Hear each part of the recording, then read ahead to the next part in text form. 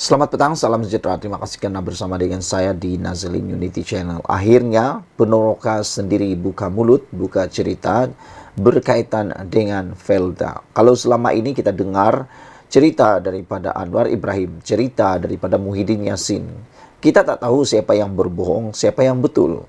Kita pun tak tahu siapa yang sebenarnya mengambil kesempatan daripada kesempitan. Namun demikian, selepas Anwar Ibrahim memberikan penjelasan beliau berkaitan dengan penghapusan hutang Felda berjumlah 80,2 bilion tersebut, maka dengan itulah kita mula terfikir dan kita mula dapat maklumat yang lebih terperinci. Namun Muhyiddin pula coba mempertahankan diri beliau.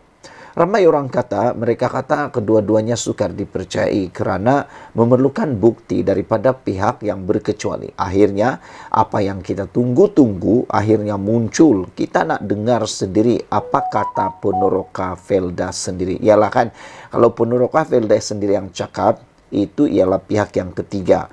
Jadi apa kata Penoroka Felda? Jom saya sampaikan kepada anda. Penoroka Felda akhirnya dedah perkara sebenar isu hutang Felda yang ramai tak tahu. Anda beruntung, Anda share video ini supaya semua orang tahu bahawa inilah perkara sebenar yang berlaku. Sebagai Ketua Penoroka Felda Kebangsaan Felda, saya tampil untuk menceritakan perkara yang sebenarnya mengenai isu hutang Felda, kata Ketua Penoroka Kebangsaan Felda ini. Ketua Penoroka Kebangsaan Felda memberitahu penghapusan hutang-hutang penoroka adalah perjuangan wakil-wakil penoroka di bawah jawatan kuasa perunding penoroka JKPP, yang mana saya sebagai Ketua Penoroka Kebangsaan terlibat secara langsung, kata beliau. Kami melihat 15 tahun Felda tidak mengeluarkan penyata hutang kepada penoroka. Banyak rungutan dari penoroka, ada hutang yang tak wajar. Saya bagi salah satu contoh, sepatutnya, kata beliau, sepatutnya membaca setahun 5 kali, tapi Felda buat 2 kali. Cas hutang penoroka 5 kali. Ini salah satu sebab penoroka ragu dan tidak puas hati, sebab banyak sebab-sebab lain lagi. Selaku Ketua Penoroka Kebangsaan Felda, saya telah berbincang perkara ini bersama pengerusi Felda Tan Sri Idris Jusoh di masa itu. Jalan penyelesaiannya, Felda kena hapuskan hutang-hutang penoroka sehingga 2019. Perkara ini dipersetujui bersama oleh Felda dan penoroka. Felda telah merangka kaedah pemotongan ini. Apabila pemansuhan ini berlaku, Felda telah berjumpa kerajaan di masa itu, yaitu yang mana Tan Sri Muhyiddin Yassin selaku Perdana Menteri. Apabila pemansuhan itu berlaku, Felda telah hilang punca pendapatan. Bagaimana nak bayar hutang-hutang bank dan KWSP serta lain-lain? Kerajaan di masa itu telah bersetuju untuk mengeluarkan sukuk RM9.9 bilion dengan jaminan kerajaan. Dengan mendapat jaminan kerajaan itu, bank-bank telah mengeluarkan pinjaman kewangan untuk disalurkan kepada Felda. Saya sendiri bersama Tan Sri Idris Jusoh, Presiden MBFM, Presiden KEF dan wakil dari pengurusan Felda berjumpa Tan Sri Muhyiddin Yassin di Pejabat Perdana Menteri di Parlimen. Setelah diberi penerangan mengenai sukuk ini, kami berpuas hati dan mengucapkan ribuan jutaan terima kasih kepada Yang Amat Berhormat Perdana Menteri pada waktu itu, yaitu Muhyiddin Yassin. Semasa dalam penerangan, Yang Amat Berhormat Perdana Menteri berkali-kali bercakap, ingat, ini bukan percuma, kena bayar balik. Sehinggalah semasa bersalam hendak pulang pun, Perdana Menteri masih mengulangi ayat, ingat, ini kena bayar balik. Setelah diberi penerangan mengenai sukuk ini, kami berpuas hati dan mengucapkan jutaan ribuan terima kasih, kata beliau. Setelah kewangan dapat dari bank-bank, Felda telah membayar segala hutang-hutangnya, termasuk untuk Felda memberi saham-saham FGV, yang mana sekarang Felda menguasai sebanyak 82%. Sama ada kerajaan sudah memeterai perjanjian dengan Felda, bagaimana sukuk ini harus dibayar itu kita tidak dimaklumkan, dan sehingga habis tahun 2022 masih ibarat menunggu buah yang tak gugur. apabila kerajaan perpaduan mengambil alih tampuk pemerintahan negara yang diketuai oleh Yang Amat Berhormat Datuk Seri Anwar Ibrahim sebagai Perdana Menteri, beliau telah menyemak perkara ini bersama Kementerian Kewangan. Pada hujung bulan Jun 2023, Perdana Menteri Anwar Ibrahim telah menandatangani satu jaminan dari kerajaan untuk merealisasikan dari perjanjian terdahulu, yang mana kerajaan bersetuju untuk membantu Felda sebanyak RM1 bilion setahun untuk membayar pokok pinjaman Felda melalui sukuk RM9.9 bilion. Apabila ini berlaku, Felda menarik nafas lega. Felda hanya perlu mendapatkan lain-lain sumber pendapatan yang salah satunya dari FGV LLA, kilang dan sebagainya yang mendapat pendapatan RM1 bilion lebih. Dengan pendapatan ini, Felda boleh membayar gaji kaki tangan, faedah bank, pendahuluan tanam semula peneroka, pendahuluan baja, sara hidup dan lain aktiviti yang membabitkan kebajikan peneroka. Mungkin dalam masa 8 tahun, Felda boleh berjalan seperti biasa dan kembali ke landasan asal penubuhannya. Semasa majlis sambutan Hari Peneroka Felda pada 7 hari bulan Julai yang lepas, Perdana Menteri telah pun meluluskan beberapa peruntukan untuk kesejahteraan peneroka dan Felda. Bantuan kerajaan RM1 bilion setahun untuk membayar hutang sukuk kepada bank pokok sahaja. Ia meringankan beban Felda dan Felda akan menggunakan pendapatan-pendapatan lain untuk kos seperti kos operasi Felda termasuk kebajikan peneroka. Perdana Menteri telah meluluskan peruntukan tambahan untuk menyediakan pemasangan lampu-lampu jalan di kesemua kawasan rancangan Felda yang membabitkan 37.012 lampu jalan dengan bayaran-bayaran bil bulanannya ditanggung oleh kerajaan melalui kementerian terbabit. Saudara-saudara sekalian, apa yang amat menarik sekali ialah apabila Ketua Peneroka Kebangsaan Felda ini melihat ini adalah satu kesungguhan kerajaan perpaduan dan madani untuk membantu Felda dan peneroka. Saya menyambut baik atas usaha ini dan mendoakan semoga Allah permudahkan segalanya, kata beliau. Memetik kata-kata pengerusi Felda yang baru, Datuk Seri Ahmad Sabri Cek, kita ini ibarat 3 tiang tunku yang berdiri tegak, teguh dan menerima kawah besar yang berada di atas kita. 3 tiang itu peneroka, Felda dan kerajaan. Jika salah satu tiang patah, rebahlah kawah di bumi, kata beliau. Peneroka, Felda dan kerajaan berpisah tiada. Kalau Felda tidak bernafas, peneroka tidak bernafas, tak kiralah kerajaan manapun. Felda adalah lubuk tamadun Melayu, sewajibnya dibantu bila berlaku kesusahan.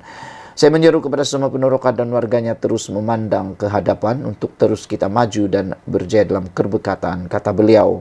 Penulis adalah Ketua Peneroka Kebangsaan Felda. Sekian dulu untuk kali ini, share video ini, baru kita tahu rupa-rupanya ini yang berlaku. Bye-bye. Selamat petang, salam sejahtera. Terima kasih karena bersama dengan saya di Nazlin Unity Channel. Saudara-saudara sekalian, ini satu keputusan yang paling mengejutkan kita, datang daripada mahkamah berkaitan dengan suapan RM232.5 juta yang membabitkan Muhyiddin Yassin. Sebelum kita teruskan ulasan pada petang ini, jangan lupa tinggalkan komen Anda, share video ini, tinggalkan komen Anda. Saudara-saudara sekalian, kita menunggu sebenarnya apa keputusan daripada mahkamah berkaitan dengan dakwaan suapan RM232.5 juta membabitkan Muhyiddin Yassin. Apakah benar beliau menerima suapan tersebut atau tidak? Sekiranya beliau menerima suapan ini satu perkara yang memang mengejutkan kita, kerana kita sangka Muhyiddin Yassin bersih dalam pentadbiran beliau. Namun demikian, belum pasti apa yang akan berlaku selepas ini. Namun, apabila perkara ini sampai ke mahkamah, dakwaan suapan 232.5 juta, tiada diskriminasi terhadap Muhyiddin, kata timbalan pendakwa raya. Mahkamah Tinggi hari ini diberitahu bahawa 4 pertuduhan menggunakan kedudukan untuk suapan berjumlah RM232.5 juta bagi Parti Pribumi Bersatu Malaysia Bersatu yang dihadapi Tan Sri Muhyiddin Yassin tidak bersifat diskriminasi terhadap bekas Perdana Menteri itu. Timbalan Pendakwa Raya TPR Datuk Wan Saharudin Wan Ladin berhujah, Ini kerana kesemua pertuduhan itu telah memenuhi Seksyen 152, 153 dan 154 Kanun Tata Cara Jenayah yang menyatakan bentuk pertuduhan, butir-butir mengenai masa, tempat dan orang yang dituduh dan bila cara mengkomitkan kesalahan dalam pertuduhan. Menurut Wan Sarudin lagi, hak-hak Muhyiddin mengikut perkara 5 Perlembagaan Persekutuan tidak dilanggari kerana pada peringkat ini perbicaraan kes masih belum bermula. Semua dakwaan pemohon Muhyiddin adalah pramatang dan tindakan memulakan permohonan untuk membatalkan pertuduhan boleh diputuskan sebagai tindakan yang tidak berperlembagaan. Menurut beliau, dalam apa juga keadaan pada peringkat ini, hak pemohon di bawah perkara 5 dalam kurungan 1 Perlembagaan Persekutuan telah dijamin kerana segala prosedur-prosedur mengikut undang-undang sedia ada, khususnya KTJ, telah dipatuhi oleh pendakwaan selaku responden. Katanya ketika berhujah dalam proseding permohonan Muhyiddin untuk membatalkan 4 pertuduhan itu di hadapan Hakim Datuk Muhammad Jamil Hussein. Timbalan pendakwa raya Ahmad Akram Garib pula berhujah. Pendakwaan sejak awal telah memberikan notis kepada pihak pemohon bahawa tiada kewajipan di bawah undang-undang untuk responden menyatakan cara penyalahgunaan kuasa yang dilakukan oleh pemohon dalam pertuduhan-pertuduhan tersebut. Permohonan itu adalah satu penyalahgunaan proses mahkamah. Justru, mahkamah tidak boleh menggunakan kuasa yang wujud untuk membatalkan pertuduhan di bawah Seksyen 23 dalam kurungan 1 Akta Suruhanjaya Pencegahan Rasuah yang dihadapi pemohon, katanya. Menurut Akram lagi, kesemua pertuduhan yang dipohon untuk dibatalkan jelas menyatakan unsur-unsur kesalahan di bawah Seksyen 23 dalam kurungan 1 Akta SPRM 2009, yaitu Muhyiddin di atas kapasitinya sebagai pegawai awam ketika itu, yaitu Perdana Menteri, telah menggunakan jawatan itu untuk suapan sebanyak RM232.5 juta. Untuk peringkat sekarang adalah terlalu awal untuk menyatakan pertuduhan yang dihadapi beliau cacat, kerana pertuduhan adalah lengkap dari segi Muhyiddin merupakan Perdana Menteri dan Presiden bersatu. Suapan yang didakwa diterima antaranya adalah daripada 3 syarikat. Kami tidak faham apalagi yang pihak pemohon mahukan, kata beliau yang memohon agar permohonan itu ditolak oleh mahkamah. Saudara-saudara sekalian, apa yang menarik lagi ialah Muhyiddin sebagai Perdana Menteri ketika itu dan Presiden bersatu didakwa menggunakan kedudukan beliau untuk suapan berjumlah RM232.5 juta daripada 3 syarikat, iaitu Bukhari Equity Sdn Berhad, Nipris Berhad, Mahmur Sdn Berhad dan Datuk Azwan Yusof bagi pihak parti tersebut. Beliau melakukan perbuatan itu, dituduh melakukan perbuatan itu di Pejabat Perdana Menteri Bangunan Perdana Putrajaya antara 1 Mac hingga 20 Ogos 2021-2020. Pengurusi Perikatan Nasional itu turut berdepan atas 2 pertuduhan menerima wang hasil daripada aktiviti haram berjumlah RM195 juta daripada Bukhari Equity yang dimasukkan ke dalam akaun CIMB Bank milik Bersatu. Ahli Parlimen Pagoh itu juga didakwa di Mahkamah Seksyen Shah Alam pada 13 Mac lepas atas 1 pertuduhan menerima wang hasil aktiviti haram berjumlah RM5 juta dan kes itu dipindahkan ke Mahkamah Seksyen di Kuala Lumpur untuk dibicarakan bersama.